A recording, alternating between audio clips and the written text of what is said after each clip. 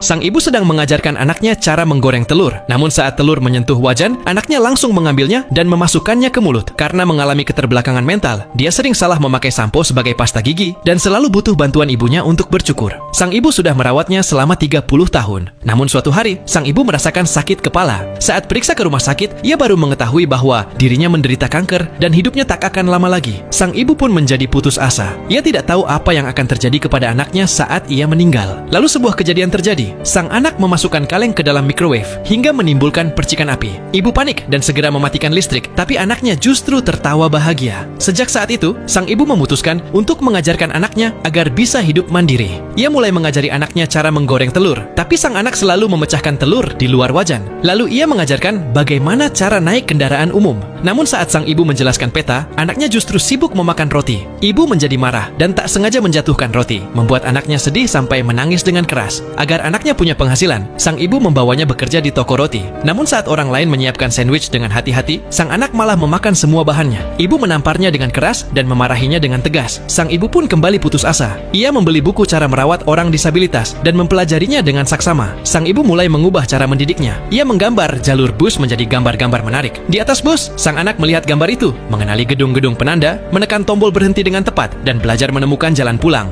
Selanjutnya, sang ibu memberi label pada semua peralatan rumah tangga dan menuliskan petunjuk langkah demi langkah. Ia dengan sabar mengajarkan cara memasak nasi. Suatu hari, sang anak meminta ibunya menutup mata, lalu menyiapkan kejutan. Sang ibu terkejut karena anaknya berhasil memasak satu hidangan lengkap. Akhirnya ia merasa lega. Keesokan paginya, sang ibu mendapati anaknya sudah pergi. Tapi kamarnya bersih dan rapi. Ia pergi ke toko roti dan melihat anaknya bekerja dengan serius. Sang ibu tahu bahwa anaknya sudah bisa hidup mandiri. Akhirnya sang ibu membawanya ke pemakaman dan mengajarkan cara melayat. Tak lama kemudian, sang ibu pun meninggal karena kanker. Di pemakaman, sang anak justru tersenyum bahagia di depan krematorium. Kakaknya menangis sejadi-jadinya, tapi ia tetap tersenyum meski wajahnya bergetar. Karena ia ingat janjinya pada sang ibu untuk tidak pernah menangis karena air matanya akan berubah menjadi hujan di surga. Ia pun tersenyum mengucapkan selamat tinggal pada ibunya. Namun air mata tetap menetes dari matanya. Sekarang pertanyaannya, apakah kamu sayang ibumu?